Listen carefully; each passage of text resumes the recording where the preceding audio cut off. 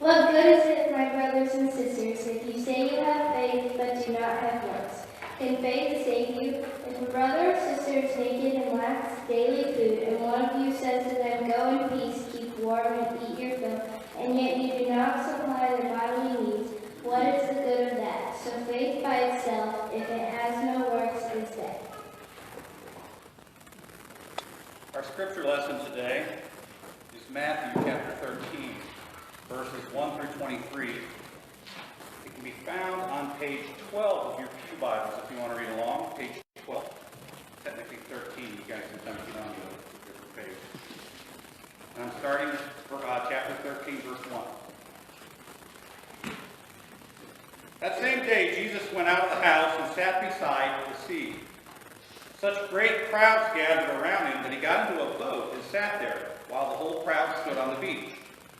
And he told them many things in parables, saying, "Listen, a sower went out to sow, and as he sowed, some seeds fell on the path, and the birds came and ate them up. Other seeds fell on rocky ground where they did not have much soil, and they sprang up quickly, since they had no depth of soil. But when the sun rose, they were scorched, and since they had no root, they withered away. Other seeds fell among the thorns, and the thorns grew up and choked them.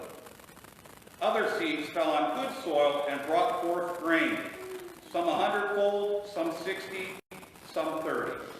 Let anyone with ears listen."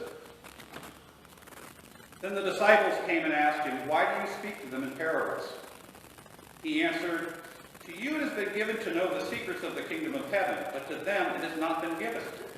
For those who have, more will be given, and they will have an abundance. But from those who have nothing, even what they have will be taken away. The reason I speak to them in parables is that they, seeing, do not perceive, and hearing, they do not listen, nor do they understand.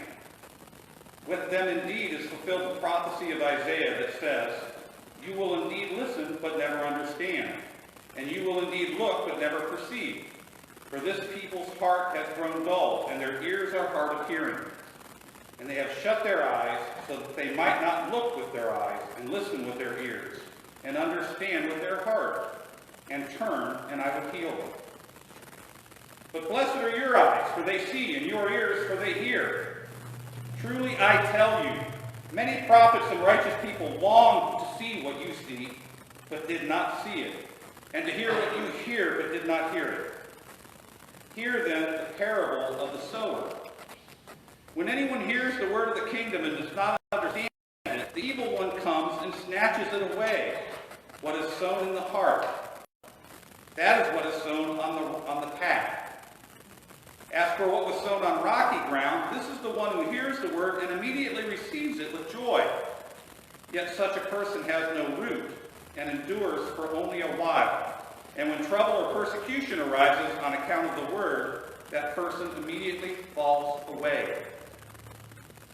And for what was sown among thorns, this is the one who hears the word, but the cares of the world and the lure of wealth choke the word, and it yields nothing. But as for what was sown on good soil, this is the one who hears the word and understands it, and indeed bears fruit and yields, in one case 100-fold, in another 60, and in another 30. This has been the word of the Lord. Thanks be to God. Do we have anything organized for breaking today, or are we in here? I was going to go get some of our new activity packs. Awesome.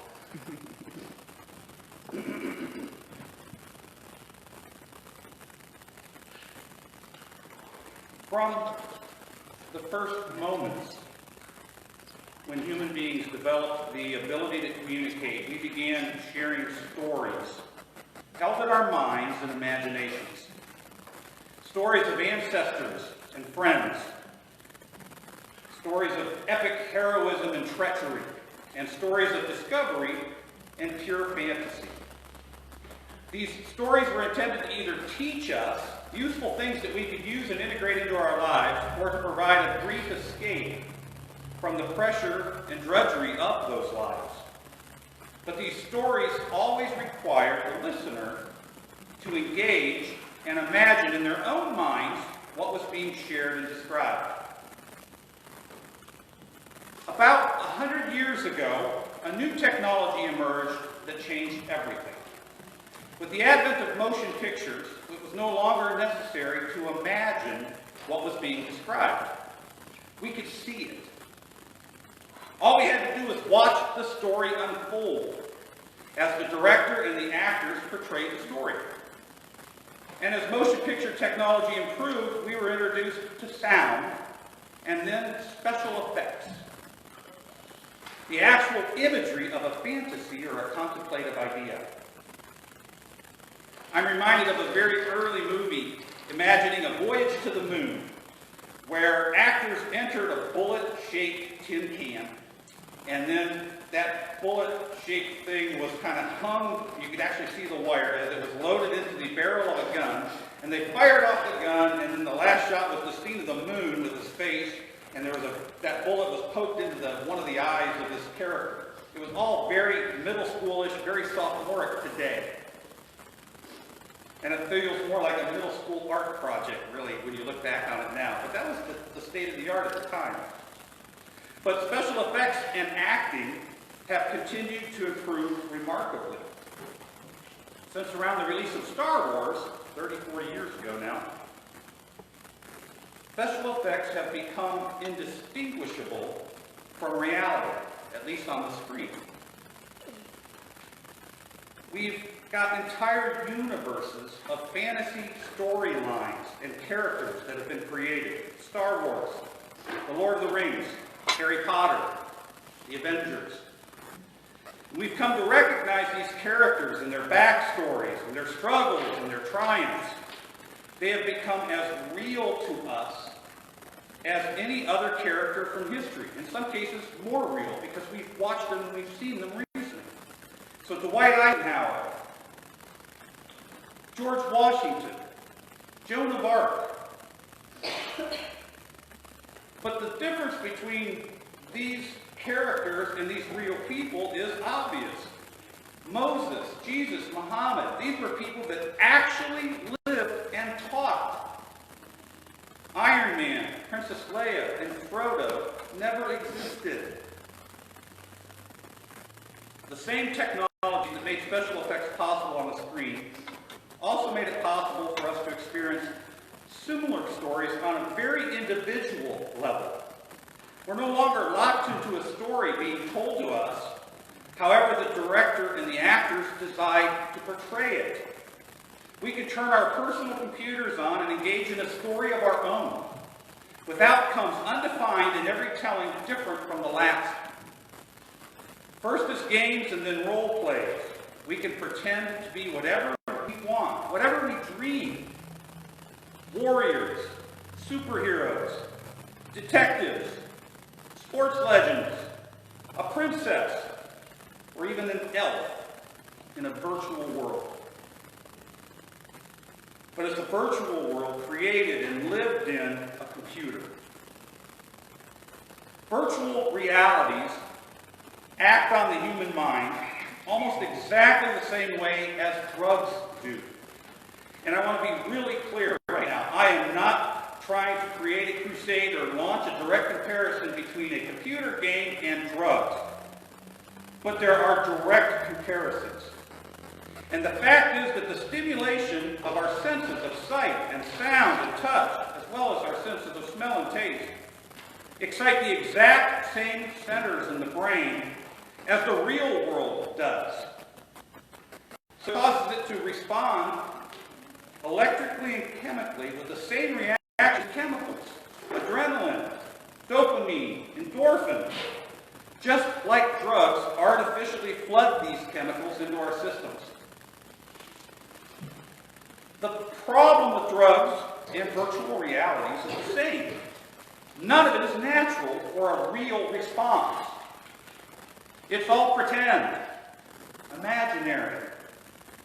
You feel great as long as the drug or the game lasts, but you will always return to whatever reality you actually live in. In each case, you can escape the pressures or the boredoms of your life for a moment, actually experiencing the euphoria or comfort that you're craving, but in each case, you wake up the next morning exactly where you were when you started. your parents' basement, your impoverished streets, your unfulfilled life. Virtual reality and drugs are similar. They aren't really defined as good or bad. Drugs like morphine and cocaine can assist us with real-world problems like pain and depression. But when they disrupt the body's natural or real balance, they often create dependencies and even physical addictions. Virtual reality can immerse us in real-world situations that we never want to experience in real life, like flight simulators and active shooter situations. It can even allow those with severe physical and emotional handicaps to experience things they can't in the real world. But they can also draw us away from living in the real world. We've never been more connected than we are today. Computers and phones routinely connect us with friends and family half a world away. Television transports us to places we could never experience on our own. The depths of the sea, the plains of Africa, even space. The internet answers questions in an instant that would have required a massive library and a team of experts and researchers just a few years back.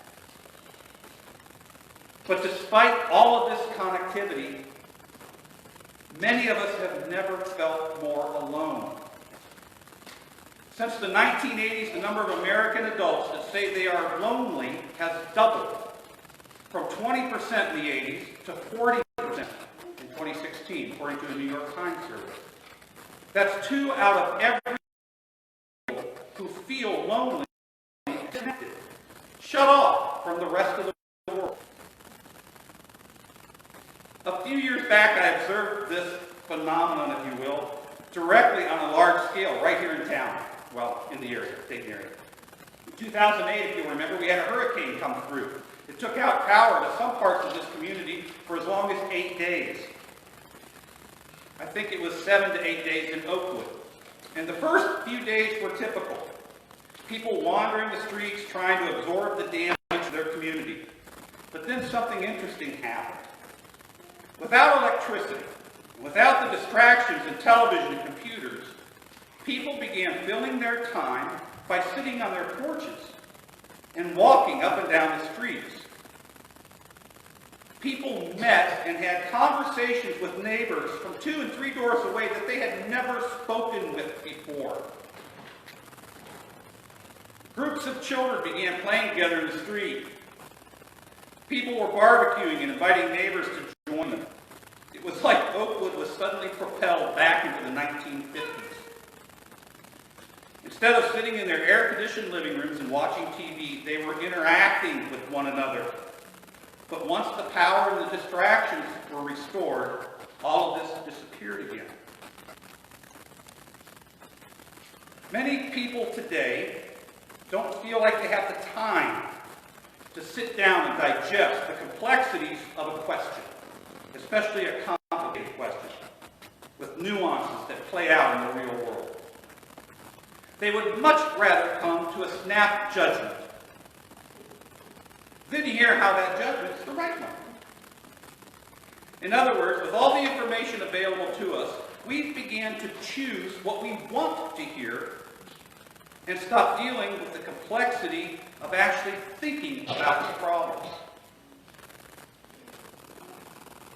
Think Democrats are left-wing Nazis trying to subvert the Constitution for their own political purposes? There's a network that'll tell you that. You think Republicans are right-wing Nazis that are trying to subvert the Constitution for their own political and philosophical purposes? There's a network that'll tell you exactly that. The exact same situation unfolding in the real world with radically different interpretations, depending on whatever you want to believe. These networks do not exist to teach or inform in a real, objective, educational manner. They exist for one sole and unapologetic purpose: to make money. Society has evolved to the point where virtually every kind of information now involves a source of quick interpretation, so you don't have to think. Want to know what's going on with your favorite sports team? Not just what they're doing, but what they ought to be doing? There's a network that'll tell you that. Want to know what your local, state, federal government should be doing with your tax dollars? A network will tell you everything they think you want to know. And by the way, the same is true today with some churches. These churches are no different from any other virtual pretenders. Whatever you want to believe, regardless of how little knowledge or thought you've actually put into the questions, there is a network, a group, even a church that will tell you exactly what you want to hear, and then take your money. We all want to believe we're good people, that God loves us just the way we are, and that we're all going to go to heaven as long as we don't kill anybody that didn't need killing. That would be easy and require no effort. And there are even people in churches that will tell you just that. But that's not what Moses said. That's not what Jesus and Muhammad told us. And if you think you know more about what God wants from us than these three, if you've studied information and decided they were all misguided and wrong, and that you understand some true alternative reality, I won't even try to change your mind. At least you've made your best informed decision, which is the best any of us could ever do. But if you've ignored all of the evidence, all of the information available, and simply picked the easiest path, trusting in yourself and your own hopes, then I would strongly advise you to reconsider your current virtual reality. Almost 100 years ago, long before computers and virtual reality became an actual phrase in Webster's, Groucho Marx, the comedian, once noted, "I'm not crazy about reality, but it's still the only place to get a decent meal." I'm quite confident that God is not going to judge us on our SimCity score or our Warcraft popularity rating. We're going to be judged on what we actually did in the real world that God created. Drugs, virtual reality, your imaginations. These are all pretenders, leading us away from the truth that is reality. The alternative for each is the same. Live. Don't pretend to be a superhero. Be one. Be a soldier or a fireman or a teacher. Be a mechanic, a programmer, a marketing manager. It doesn't matter who you are. None of that prevents you from being a superhero in the real world. Get out of your comfortable chair and be with people. Interact. Don't wish for or hope for an exciting life. Go out and live one. And if you're not happy with who you are, change. Take a class. Learn something you've always wanted to know. Join a group. Interact. Do something where you live. Don't exterminate a tribe of mountain trolls on your computer. Clean up a park where real world are trying to play. Give a pint of blood and save a real person's life. Sit down with an elderly neighbor and actually experience comfort and joy as you share time together here in the real world. Jesus offers us a couple of chilling warnings about pretend or virtual Christianity. In today's parable of the sower, he compared some followers to seeds that wither or are overrun when tested. And in Matthew 15, he declares, "Hypocrites! Well did Isaiah prophesy prophecy about you, saying, these people draw to me with their lips, but their hearts are far from me. And perhaps the most chilling of all, Matthew 7:21. Not everyone who says to me, Lord, Lord, shall enter into the kingdom, but those who do the will of my Father. Many will say to me in that day, Lord, didn't we prophesy in your name, cast out demons, and do great works in your name? And I will say, depart from me. I never knew you. The question is always straightforward. Are you actively trying to be a member of God's kingdom, or are you pretending? Are you living a lifestyle that actually demonstrates that you understand what it means to be a member of the kingdom of heaven? Feeding the hungry, clothing the naked, caring for and assisting those in need? Or are you pretending? Having decided for yourself that you're good enough just the way you are. Moses and Jesus and Muhammad thought about God's expectations. Have you decided that you, in your extensive reflection and study of the subject, actually know more and understand more about God than the three of them ever did? Are you living your life in the real world or in a virtual world of your own creation? Convincing yourself that you're doing great, at least until the simulation ends.